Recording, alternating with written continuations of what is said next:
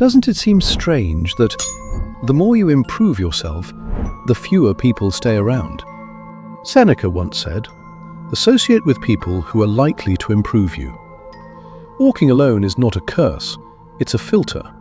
Those who can't walk your path were never meant to walk it.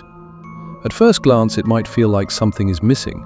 While others seem surrounded by crowds, invitations, and constant noise, your phone stays silent. You would most likely feel lonely. Perhaps you would start to wonder if you're failing where others succeed. But do not mistake loneliness for a weakness.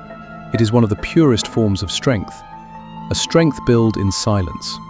Not to impress, not to be seen, not to be approved. Standing on your own when no one is watching. Think about it. You can't build something great while constantly explaining yourself to others. Nikola Tesla is a great example for that. He protected his time, his focus, and his solitude. He didn't intentionally push people away from him. Most simply couldn't keep up with his visions. So if your path feels quiet and fewer people are walking beside you, it doesn't mean something is wrong. It means that you're finally doing something that requires focus. Marcus Aurelius once said that a person who is at peace with themselves is never truly alone.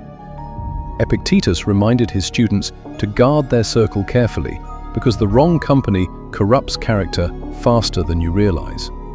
And Seneca, the great Roman philosopher, often warned that it's better to walk alone than to follow a crowd rushing toward emptiness.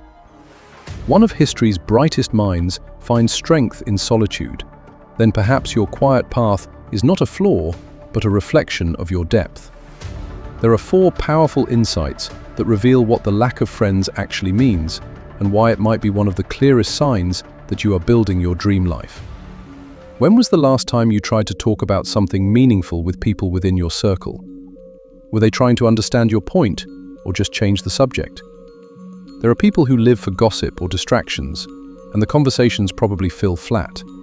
Your thoughts were too heavy for their surface.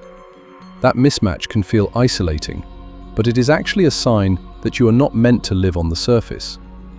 Marcus Aurelius once said that the soul becomes dyed with the color of its thoughts.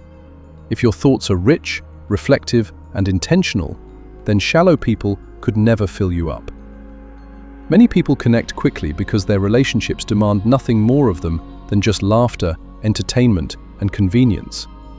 But if you value honesty, depth, and loyalty, you will not fit in easily. Solitude is the training ground of self-mastery. Many people fear being alone because the silence forces them to face their own mind. They are searching for constant company, not out of love for the others, but out of fear of themselves. If you can endure the quiet, if you can sit alone without feeling like you're breaking, that is real strength.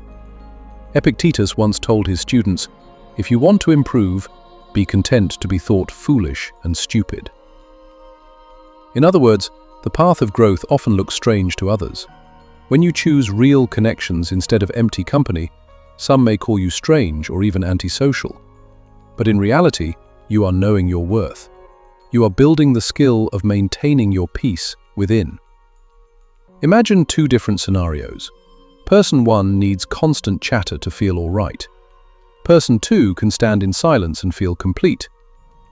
Which one are you, person 1 or person 2?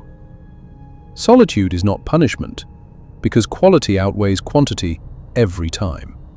At table 1, 20 people talk loudly, laugh at half-hearted jokes, and share funny moments and stories. At table 2, there is just 1 person, but every word exchanged is genuine. Most people would prefer table 1, and there is nothing wrong with that. But my question to you is, where would you learn more?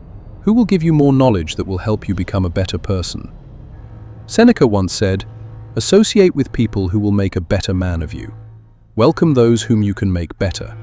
The value of a friendship lies not in numbers, but in nourishment.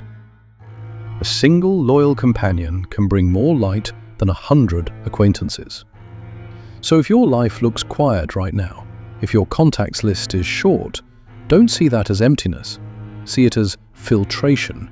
You are refusing to sell your energy cheaply. You are protecting your soul from the exhaustion of maintaining connections that have no roots. Insight 4.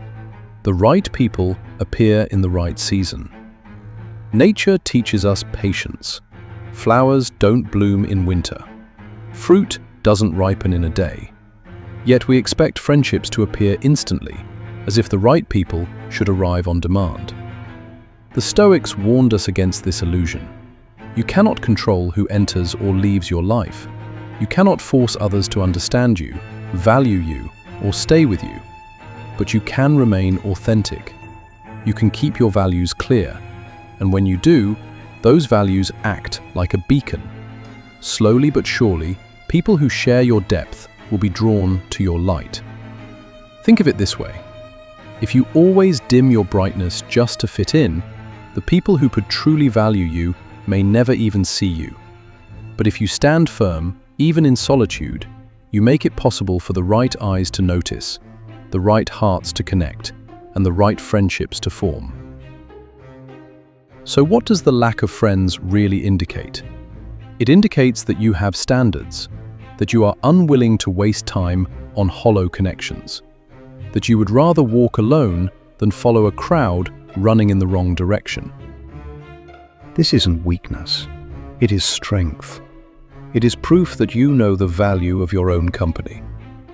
In the meantime, use this season to build yourself, strengthen your body, expand your mind, nurture your spirit. Let solitude become your forge, where resilience and clarity are formed. Because when the right people come, they won't be rescuers from your loneliness. They will be companions to your fullness.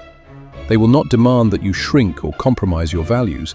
They will recognize your depth because they carry their own. And those bonds, rare, authentic, enduring, are worth more than 1,000 empty names in your contact list. The lack of friends in your life is not proof that you are unworthy. It is proof that you refuse to settle, that your light is too strong to be hidden in shallow crowds, that you know peace in solitude is better than chaos in company, that your heart is waiting, not for anyone, but for the right ones. So keep walking your path with dignity. Don't chase what does not nourish you. Don't confuse being surrounded with being fulfilled. And never forget, it is far better to stand alone with truth than to sit in a crowd built on lies.